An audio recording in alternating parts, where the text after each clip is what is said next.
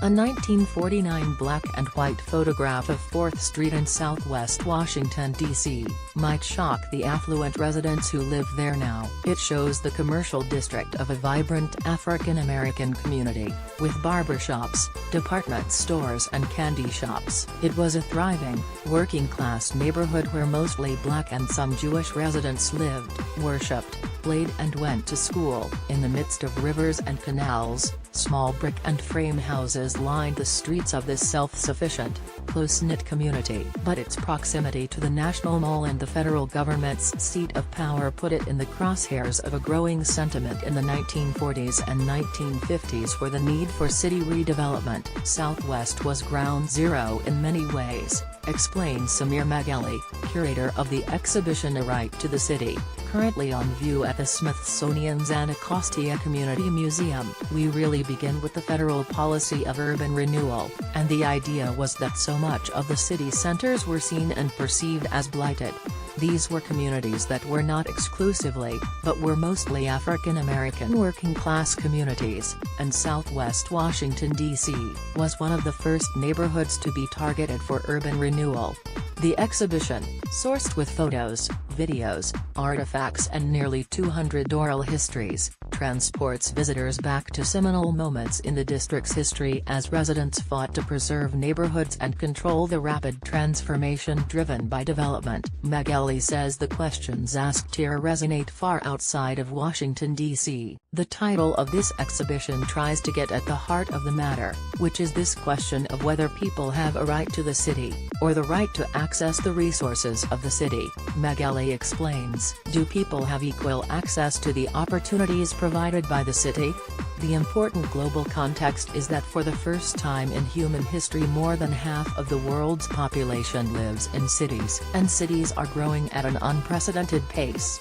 In 1949 black and white photograph of 4th Street in southwest Washington, D.C., a vibrant African-American community thrives with barbershops, department stores and candy shops. Joseph Curtis Photograph Collection, D.C. Public Library, Washingtoniana Division, one of the oldest neighborhoods in the District of Columbia. Southwest sits south of the U.S. Capitol building and the National Mall, so politicians decided it was the perfect opportunity to try out this policy of large-scale demolition and slum clearance. Magali says, there's a 1958 picture of President Dwight D. Eisenhower reviewing Southwest D.C. urban renewal plans with developers William Zeckendorf, Sr., and John Remon. There's also a 1959 photo of rubble from destroyed buildings at 11th Street and Virginia Avenue South.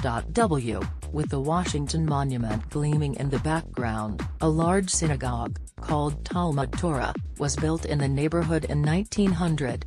It was torn down in 1959 as wrecking crews demolished the neighborhood. Some small business owners sued to remain in their properties. But the landmark 1954 Supreme Court case, Berman v. Parker, affirmed that the government has the right to seize private property for public use as long as just compensation is provided. That ruling is still used today in eminent domain cases, including the 2005 case in New London, Connecticut, that went to the Supreme Court. By the early 1970s, more than 23,000 people had been displaced, as well as more than 1,800 businesses. National figures such as author James Baldwin described urban renewal as Negro removal.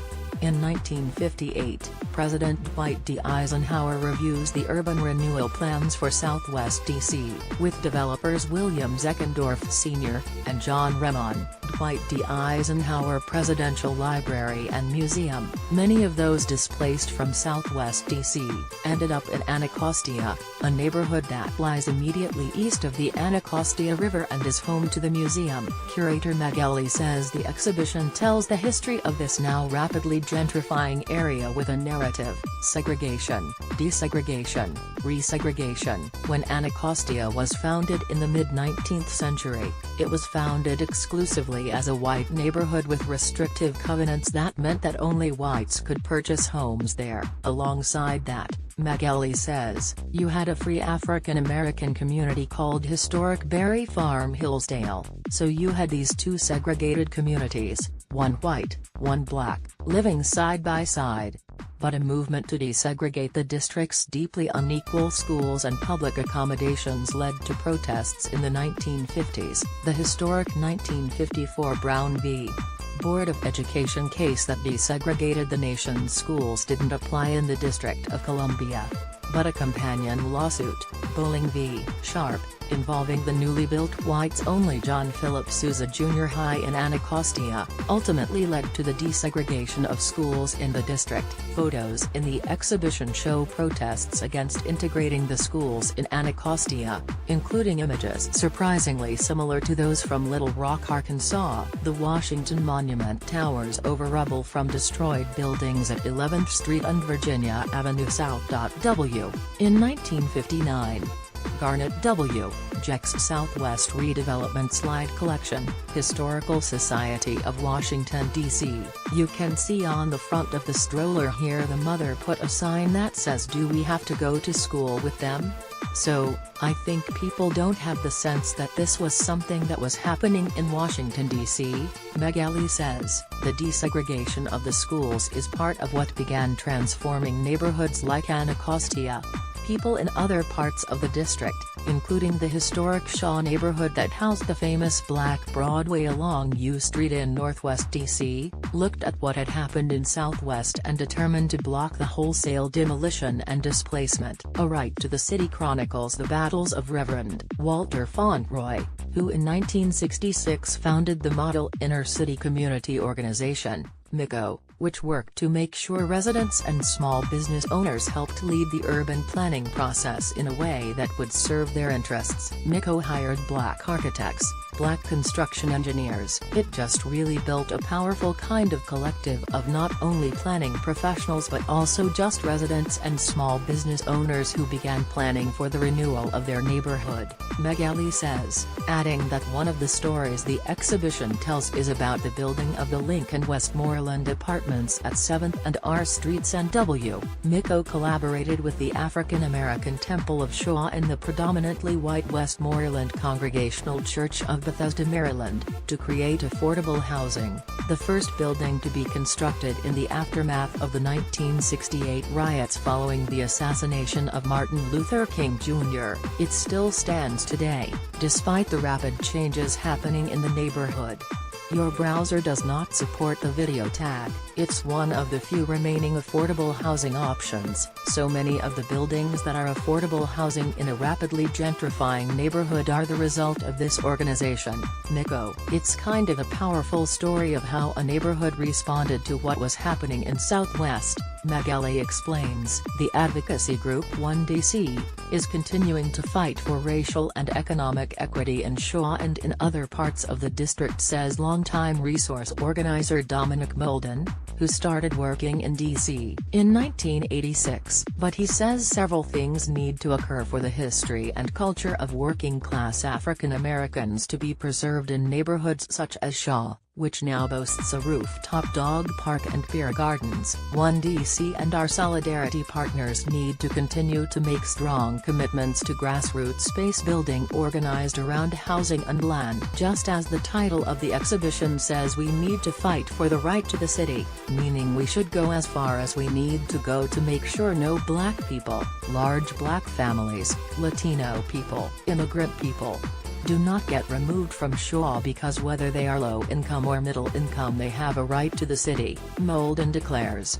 Reverend Walter Fauntleroy, right, founder of the Model Inner City Community Organization, reviews redevelopment plans with architect Herbert McDonald and a young boy Cedric Carter, age 9, in 1969. D.C. Public Library, Star Collection. Copyright Washington Post. That work, he says, includes building strong tenant associations and strong civic associations that will fight for the people who live in Shaw. He adds that the people need to take back public land and control public facilities, and make sure any developments with public subsidies include housing for low-income and working-class people. Molden says the battles of the 1960s in Shaw, where Dr. King spoke in 1967, have strong lessons for those continuing to work to help regular folk survive in an increasingly expensive city and in others around the nation and the world. I think they believe we have more power than we have, that we won more than what we have because we've done more than other cities. But the bar is so low, we want to raise the bar, Molden says. So looking at the 2 or 3 parcels of land and the buildings we helped people buy, why couldn't we help more people buy and control their whole neighborhood? He points to the Dudley Street Neighborhood Initiative in Roxbury, Boston, a community-based organization that used eminent domain, a tool often used by developers to gut neighborhoods, to rebuild a ravaged area with affordable housing, parks, gardens and new businesses. Molden thinks similar methods could be used in the district, along with more political education so people will be more aware of the housing crises many neighborhoods are facing. He also thinks those organizing to save their homes and businesses from displacement should be suspicious of developers offering gifts and promising to move people back into their residences once housing has been demolished. You should always be suspicious when you see a private developer or the government in most cases, or even influential people talk about equitable development, Molden says. They're not talking about keeping black people and working class people in place. They're not talking about having those people at the table making decisions. They are neglecting these communities so they can build them for somebody else. The Ontario Lakers Youth Organization, founded by brothers Walter and Ronald Pierce in 1964, won control of a vacant lot and turned it into a public park with a community garden and improvements to support sports teams. DC Public Library, Star Collection. Copyright Washington Post, 1 DC, he says, is continuing to fight in Shaw, and in Anacostia, where the organization put up its flag at the first building it has ever owned. Molden stresses that similar battles are being fought around the world, from the landless movement in Brazil to the battle for affordable housing in London. In Adams Morgan, a neighborhood in northwest DC, community organizer Marina Hikian says the battle for equity happened a little differently than it did in the city's other neighborhoods. In the 1950s, parents and teachers at 2 formerly segregated elementary schools, John Quincy Adams and Thomas P. Morgan, sought to facilitate integration there. The organization they created, the Adams Morgan Better Neighborhood Conference, tried to create a sense of community in a neighborhood with a large income and wealth gap, as well as attempt to control improvements there without the massive displacement of its lower-income residents. What happened in Southwest was really government-initiated, and what's happening in Shaw now is closer to what I think we saw in Adams Morgan, in that it was largely happening in the private market. Nahikian explains. What happened in Adams Morgan, there was not the stark racial divide because we really were racially diverse, and the group that came together in Adams Morgan was also economically diverse. She says that meant that even people who lived in the expensive houses in the Kalorama Triangle understood that what happened on Columbia Road affected their lives as well. There was large-scale displacement of blacks, whites and Latinos in the 1970s, but people there, with the help of the Adams Morgan Organization, AMO, won some huge fights around housing and tenants' rights. Nahikian remembers getting a frantic phone call in the mid-1970s about a situation on Seaton Street. "You better get down here right away," Nahikian, who was working with AMO at the time, recalls the voice on the phone saying. Everybody just got eviction notices.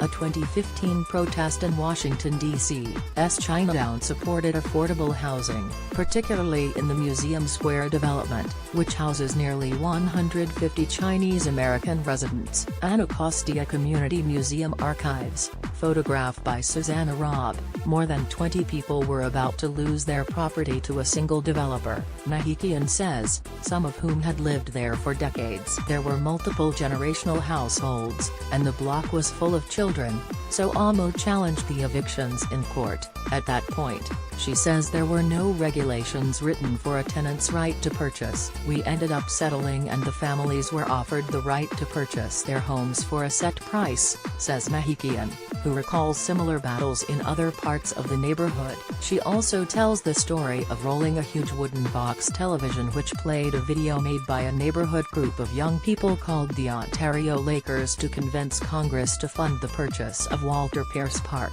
In the last few years, graves from a Quaker and African American cemetery were found in the park. Not only did Adams Morgan's AMO become the role model for the district's advisory neighborhood commissions, Nahikian says the activists' battles there helped create legislation including the Tenant Opportunity to Purchase Act (TOPA). She says the first time advocates were successful in enforcing the tenants' right to purchase was on Seaton Street. But last month, the district's city council changed that legislation, exempting renters of single-family homes, among other things, a move that infuriates Nahikian. Didn't we learn anything?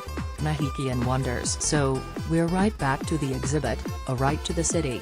But the package of the regulatory framework that we created that really came out of Adams Morgan initially, that we created in the District of Columbia, has survived for 50 years and it could be used all over the country, says Nahikian. But she worries that the drive that kept advocacy organizations in the district fighting for equity and housing and tenants' rights doesn't exist anymore at a time when those issues are a nationwide problem. The scariest part of all for me is that the U.S. government is the largest owner of low-income affordable housing in the world. You look at where public housing exists nationally now and it is on the most desirable land, and the pressure from private developers to take over is humongous, Nahikian says. Back in Southwest DC, brains are swinging as work continues on many developments, including the Wharf, a high-end mix of housing, retail, office and hotel space. The nearby long-standing public housing development Greenleaf Gardens is slated for demolition,